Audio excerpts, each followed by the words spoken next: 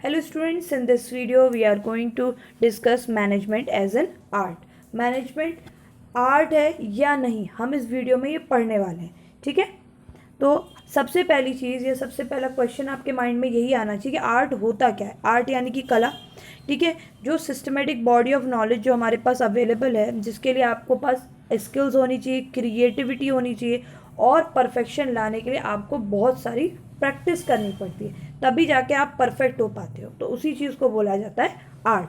ठीक है, अब हम यहाँ पे आर्ट के कुछ फीचर्स देखेंगे और उन फीचर्स को मैनेजमेंट के साथ कंपेयर करेंगे और ये फाइंड आउट करेंगे क्या मैनेजमेंट को भी आर्ट कहा जा सकता है या नहीं.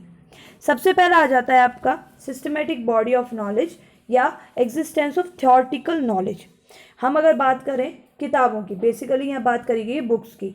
क्या यहाँ पे जैसे आर्ट्स के लिए, आर्ट जितनी भी तरीके की आर्ट्स होती हैं उनको सीखने के लिए प्रॉपर स्टडी मटेरियल या प्रॉपर बुक्स अवेलेबल हैं. ठीक है, एग्जाम्पल के तौर पे अगर किसी व्यक्ति को म्यूज़िक सीखना है और म्यूज़िक में ज़्यादातर राग सिखाए जाते हैं, तो राग को सीखने के लिए अलग अलग बुक्स अवेलेबल हैं जिन्हें पढ़ के वो थ्योरेटिकल नॉलेज ले सकते हैं.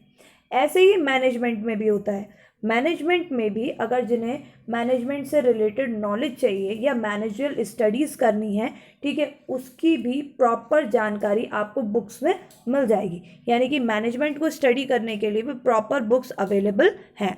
ठीक है, तो आप यहाँ कह सकते हो आर्ट्स और मैनेजमेंट दोनों में ही स्टडी मटेरियल अवेलेबल है, यानी कि किताबें अवेलेबल हैं.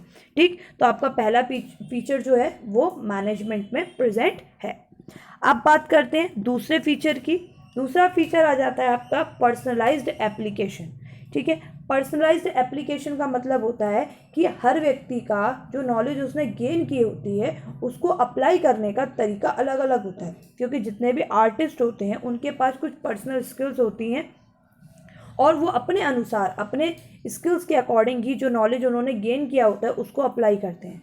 जैसे जितने भी म्यूजिशियंस होते हैं वो अलग अलग तरीके के राग सीखते हैं.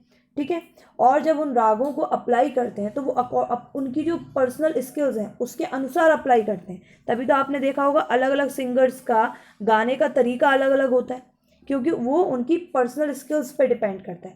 ऐसे ही मैनेजर्स होते हैं. सारे मैनेजर्स यहाँ पे मैनेजमेंट थ्योरीज और प्रिंसिपल्स को पढ़ते हैं. पढ़ने के बाद जब वो अप्लाई करते हैं, ठीक है, उनकी जो एफिशिएंसी है इस बात पे डिपेंड करती है कि जो भी प्रिंसिपल्स उन्होंने स्टडी किए हैं वो उन प्रिंसिपल्स को अलग अलग सिचुएशन में किस तरीके से अप्लाई कर रहे हैं, और वो किस बात पे डिपेंड करता है, उनकी पर्सनल स्किल्स पे डिपेंड करता है. यानी कि मैनेजमेंट में भी आर्ट का ये सेकेंड फीचर मौजूद है. आर्ट का सेकेंड फीचर क्या हो गया? Personalised application. ठीक है, तो पर्सनलाइज्ड एप्लीकेशन आर्ट में भी मौजूद है और आपका मैनेजमेंट में भी मौजूद है. ठीक है, now we will consider third feature. Third आ जाता है based on practice and creativity. आप यहाँ पे जो भी आर्ट सीखते हो, और आर्टिस्ट जो होता है वो रेगुलर बेसिस पे प्रैक्टिस करता है उस आर्ट की या उस कला की, तभी वो बहुत ज़्यादा और फाइन और परफेक्ट बन पाता है. अगर यहाँ पे कोई भी आर्टिस्ट प्रैक्टिस ना करे तो उसका परफेक्शन क्या हो जाएगा? ख़त्म हो जाएगा. इसीलिए यहाँ पे आर्ट में क्या ज़रूरत होती है? रेगुलर बेसिस पे प्रैक्टिस की रिक्वायरमेंट रहती है और क्रिएटिव प्रैक्टिस की रिक्वायरमेंट रहती है, यानी कि वो अपने अनुसार उसमें क्रिएटिविटी ऐड करता चला जाए जो थ्योरेटिकल नॉलेज उसने लर्न की है. ठीक है, ऐसे ही सेम तरीके से मैनेजमेंट में भी होता है. जितने मैनेजर्स होते हैं, जो एक्सपीरियंस्ड मैनेजर्स हो जाते हैं, वो अपनी मैनेजरियल स्किल्स और एफिशिएंसी को इम्प्रूव करते हैं.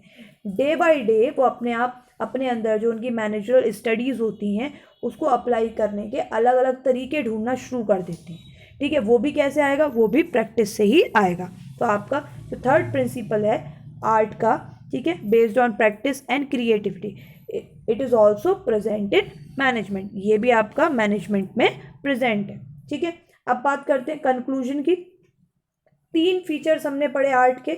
सिस्टमेटिक बॉडी ऑफ नॉलेज यानी कि बुक्स की अवेलेबिलिटी, दूसरा है पर्सनलाइज्ड एप्लीकेशन यानी कि जो पर्सनल स्किल है उसे अप्लाई करने के तरीका, और थर्ड आता है based on practice and creativity, यानी कि प्रैक्टिस की जाए ज़्यादा. तो ये तीनों प्रिंसिपल जो कि आर्ट में हैं, ये सेम प्रिंसिपल्स आपके मैनेजमेंट में भी देखने को आपको मिल जाएंगे. जब आप यहाँ पे आर्ट को के फीचर्स को मैनेजमेंट के फीचर्स के साथ कंपेयर करोगे तब आप ये देखोगे कि आर्ट के जितने भी फीचर्स हैं वो मैनेजमेंट में मौजूद हैं। इसीलिए हम यहाँ पे मैनेजमेंट को क्या बोलेंगे, आर्ट कह सकते हैं। ठीक है, so we can called management as an art of getting things done by others. दूसरों के जरिए काम कराना ही मैनेजमेंट कहा जाता है। तो वही चीज़ क्या हो जाएगी, तो मैनेजमेंट हम यहाँ कहें मैनेजमेंट भी आर्ट है। ठीक है, तो इस वीडियो में सिर्फ इतना ही। Thank you for watching, stay connected with us for more videos.